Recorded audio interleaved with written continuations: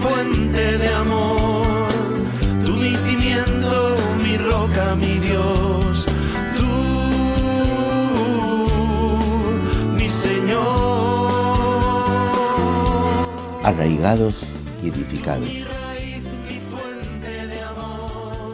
Oh alto y glorioso Dios, ilumina las tinieblas de mi corazón y dame fe recta, esperanza cierta y caridad perfecta, sentido y conocimiento, Señor, para que cumpla tu santo y veraz mandamiento. Capítulo 9. La misericordia hecha vida. En el último capítulo de Arraigados y Edificados, traté el tema de la comunión de la Iglesia, pueblo de Dios, y cómo los franciscanos seglares pueden vivir esa comunión siguiendo el ejemplo de San Francisco. Una pregunta que a menudo nos hacemos y entramos en discusión es cómo podemos renovar y reavivar la vida de la orden franciscana seglar. La respuesta más poderosa se encuentra en las Constituciones, artículo 8.2. Dice: abiertos a las exigencias que provienen de la sociedad y del estado actual de la Iglesia. Una exigencia actual de la Iglesia es la de participar en el camino sinodal que ya tanto hablé en el capítulo pasado. El amor a la renovación de la Iglesia forma parte de nuestro carisma y la escucha de las orientaciones de la Iglesia es el camino. Constituciones Generales 13 y 15. Pero no es la única exigencia que nos involucra. La Iglesia tiene la sabiduría de una buena madre que sabe lo que necesitan sus hijos para crecer sanos y fuertes en el cuerpo y en el espíritu. Hay una exigencia que es perenne, enraizada en el Evangelio. En el mensaje de Cristo siempre actuar el amor al prójimo. La Iglesia, con las obras de misericordia, nos invita a descubrir siempre de nuevo que tanto el cuerpo como el alma de nuestros hermanos los hombres necesitan de cuidados y que Dios nos confía a cada uno esa custodia atenta. El objeto de la misericordia es la misma vida humana en su totalidad. Nuestra vida misma, en cuanto carne, está hambrienta y sedienta, necesitada de vestido, casa y visitas, así como de un entierro digno, cosa que nadie puede darse a sí mismo. Nuestra vida misma, en cuanto espíritu, necesita ser educada, corregida, animada, consolada. Necesitamos que otros nos aconsejen, nos perdonen, nos aguanten y recen por nosotros.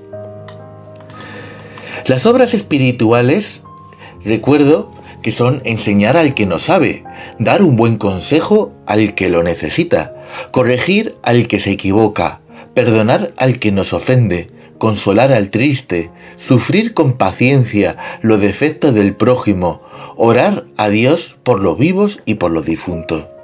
Podemos considerarlos que atienden a otro tipo de hambre y de sed, de desnudez y desamparo, a un tipo de enfermedad que no se cura con medicinas, a una cautividad más opresiva que unas rejas, que experimentan el corazón humano en tantas formas diversas. Son formas de mendicidad espiritual que a todos nos aquejan y que descubrimos también si no nos dormimos a nuestro alrededor. Aun con el peso que llevamos a nuestras espaldas, Dios espera que nuestro corazón se conmueva como el suyo, que no se insensibilice ante las necesidades de los demás, en medio de tanto egoísmo, de tanta indiferencia, cada uno a lo suyo. Allí estamos los franciscanos seglares para ser luz e ir a contracorriente en el amor. ¿O dónde estamos nosotros? ¿Entre los indiferentes o entre los que son sensibles a las dificultades ajenas? Las obras de misericordia corporales, así como las obras de misericordia espirituales, están basadas en el Evangelio y establecidas en el Catecismo de la Iglesia, pero están presentes en nuestra legislación actual de la OFS, a la cual tenemos que hacer la vida, Bienvenidos a este nuevo capítulo de Arraigados y Edificados que profundizaremos en este tema.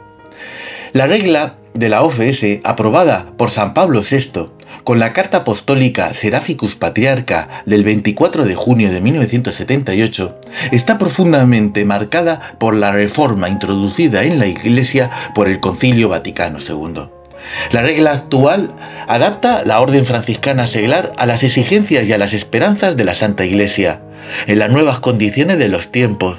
Es una aplicación concreta de la enseñanza del concilio, especialmente en relación con la llamada universal a la santidad, Lumen Gentium 5, y el lugar especial que ocupan los laicos en la vida y la misión de la Iglesia.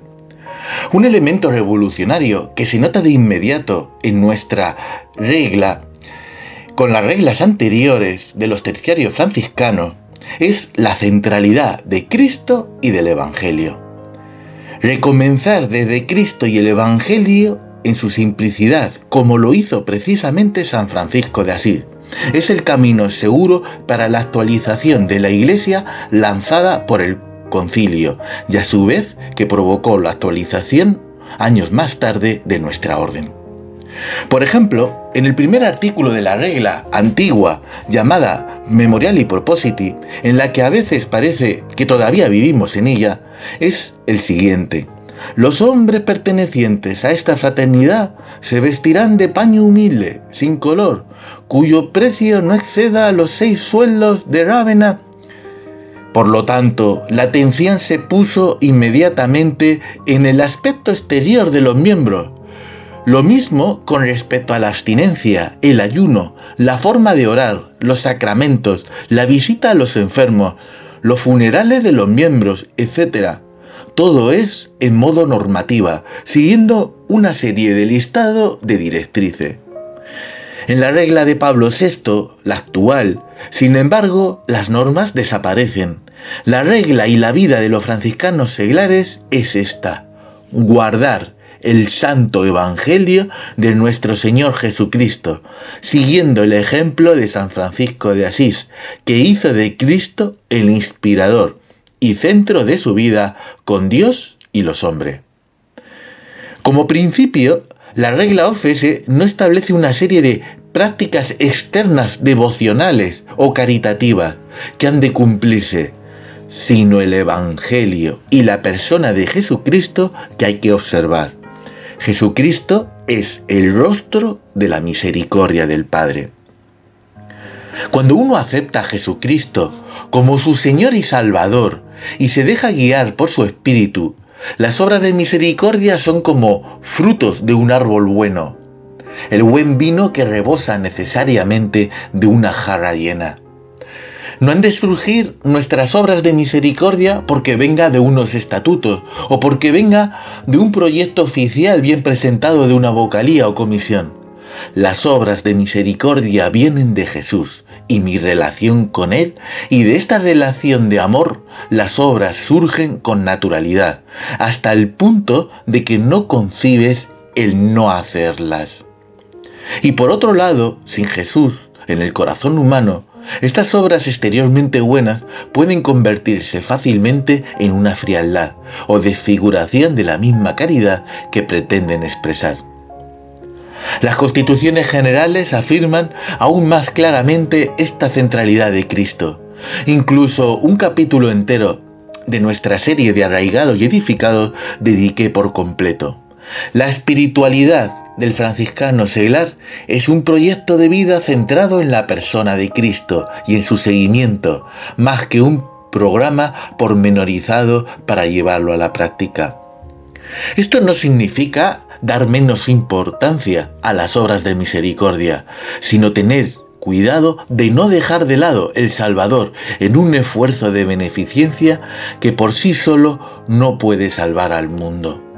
Por tanto, la regla invita a los franciscanos una conversión continua, en una penitencia diaria, sin especificar la forma o la naturaleza. Es en el corazón y en la Iglesia que se realiza esta conversión, y las obras de misericordia son fruto de la conversión. En el Evangelio de Mateo nos dice: limpia primero la copa por dentro y así también quedará limpia por fuera. Uno de los temas principales que se ven en las películas infantiles, efectivamente veo alguna que otra, e intentan meter en la cabeza a los niños, y está bien, es que la unión hace la fuerza. Es una base buena y podíamos aprenderla en nuestras fraternidades. Es importante comprender que la vida en fraternidad, en una orden universal como la OFS, permite realizar obras colectivas que son siempre mayores que la suma de las obras que un miembro individual puede hacer. La regla de la OFS establece que todos los hermanos y hermanas ofrezcan una contribución en proporción a las posibilidades de cada uno, para sufragar los gastos necesarios de la vida de la fraternidad, o para las obras de culto, de apostolado y de caridad. Artículo 25. La caridad se entiende tanto dentro como fuera de la misma fraternidad. El artículo de la anterior regla, memorial y propósito, nos aclara este punto. Cada uno de un denario de la moneda corriente al tesorero. El tesorero lo recogerá y distribuirá entre los hermanos y hermanas pobres con el consejo del ministro, especialmente a los enfermos y a quienes no tuvieran exequias fúnebres. Luego lo distribuirán entre los demás pobres, del mismo dinero que hagan ofrendas a la iglesia. Bien, de hecho, una fraternidad que se apura a socorrer a otras personas de fuera, mientras que sus miembros carecen de lo necesario para vivir, se contradice y corre el riesgo de escandalizar a los que deberíamos evangelizar. En esto todos reconocerán que ustedes son mis discípulos en el amor que se tengan los unos a los otros. Evangelio según San Juan. El sello distintivo de una comunidad eclesial es el amor mutuo. La fraternidad local necesita ser canónicamente erigida y se convierte así en la primera célula de toda la orden y en signo visible de la Iglesia. Signo visible, que es una comunidad de amor. Artículo 22. La caridad en la verdad siempre tiene prioridad. En estos tiempos en los que el Papa Francisco, con sus enseñanzas y su ejemplo, llama la atención de todos hacia los últimos. La llamada es cuando más fuerte para cada comunidad eclesial y más aún para nosotros franciscanos seguidores de San Francisco de Asís. El Papa Benedicto XVI ya enseñaba que la sociedad que no se preocupa por sus pobres es una sociedad mala e inhumana, sin limitar los horizontes de su caridad, sino porque los recursos son siempre limitados. La fraternidad de la OFS tiene obligación de cuidar, ante todo, de sus miembros necesitados. Algunas exigencias en las constituciones generales de la OFS al respecto nos dice así, artículo 18, los puntos del 2 al 4. Los franciscanos seglares profundicen en los verdaderos fundamentos de la fraternidad universal y creen en todas partes espíritu de acogida y una atmósfera de hermandad. Rechacen con firmeza toda forma de explotación, de discriminación, de marginación y toda actitud de indiferencia hacia los demás. Colaboren con los movimientos que promuevan la hermandad entre los pueblos. Comprométase a crear condiciones dignas de vida para todos y a trabajar por la libertad de todos los pueblos. Promuevan activamente iniciativas para la salvaguarda de la creación, esforzándose para evitar la contaminación y la degradación de la naturaleza y crear condiciones de vida y ambiente que no sean una amenaza para el hombre. Entre las obras de misericordia espirituales, traigo a este capítulo la importancia de cada uno a su modo puede hacer mucho por enseñar al que no sabe, dar buen consejo al que lo necesita y corregir al que se equivoca.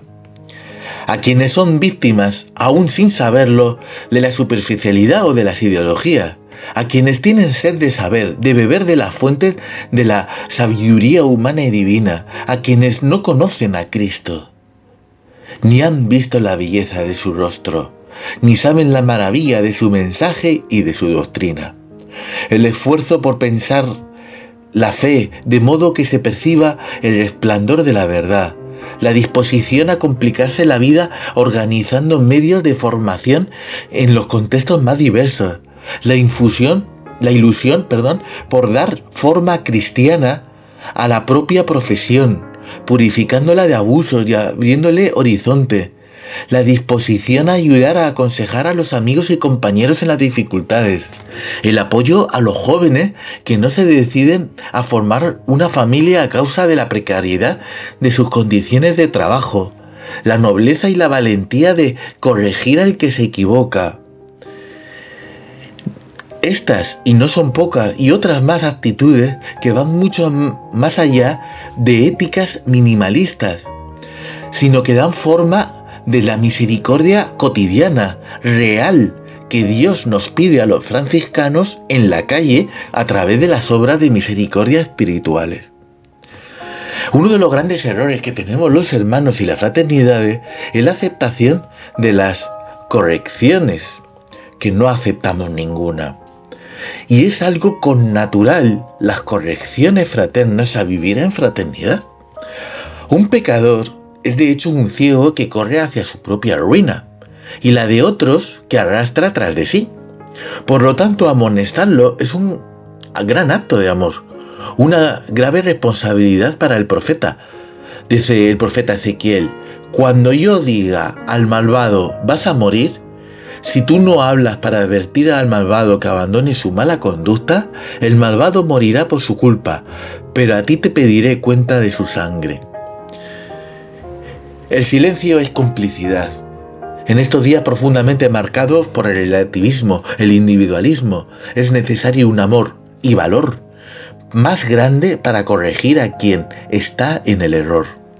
Si el silencio es malo, no digamos ya cuando lo políticamente correcto por la sociedad está ya dentro, incrustado en la fraternidad.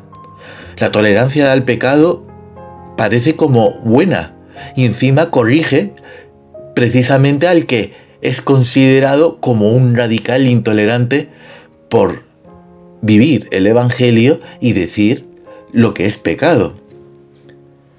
Es inevitable traer la segunda carta a los fieles, presente en nuestra regla, que no es un complemento más para añadir páginas al principio.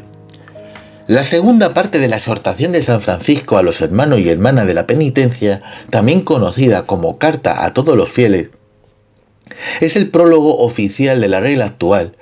Es una fuerte advertencia a los pecadores.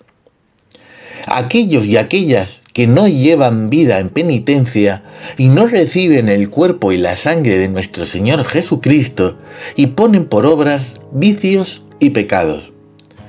Muchos hoy no tendríamos el valor de pronunciar estas palabras públicamente, pero todos las pueden divulgar.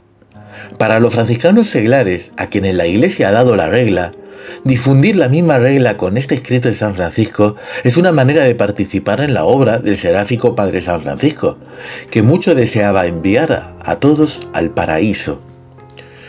Corregir a una persona que vive en el pecado es buscar un bien mayor, no solo para el individuo, sino también para nuestra fraternidad y para la sociedad.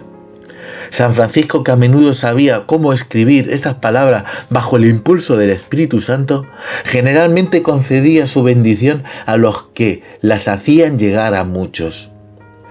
Y a todos aquellos y aquellas que la reciban benignamente, las entiendan y envíen copia de las mismas a otros. Y si ellas perseveran hasta el fin, bendígalos el Padre, el Hijo y el Espíritu Santo. Amén. Ya para finalizar, hermanos, las fraternidades a distintos niveles realizan diferentes iniciativas de obra de misericordia. De ello somos conscientes. La caridad vivida en los diversos niveles de la fraternidad podemos llamarlo acción social. Los niños pequeños se les inculca con el nombre de solidaridad. A mí personalmente me gusta el término de practicar misericordia, ser misericordiosos, tal como nos dijo nuestro Señor Jesucristo: sed misericordiosos como vuestro Padre es misericordia. La práctica de la misericordia dentro de la orden ha permitido la realización de muchos proyectos en favor de los necesitados en el mundo. Pero siempre nos quedan muchos retos. Primero, que las obras de misericordia salgan innatas si deseamos ser otros Cristos. Segundo, que aprendamos que la fraternidad es un empuje para dar ayuda con mejores capacidades, precisamente las capacidades que proporcionan los mismos hermanos. Y como tercer reto, de que siempre es mejor prevenir que curar. Es más noble prevenir la miseria que curarla, porque curarla significa que hemos llegado tarde. Por lo tanto, para la OFS, el mejor modo de prevenir la miseria es promoviendo con su forma de vida la hermandad universal, la justicia y la paz, una vía noble que nuestra regla propone a los miembros. Paz y bien.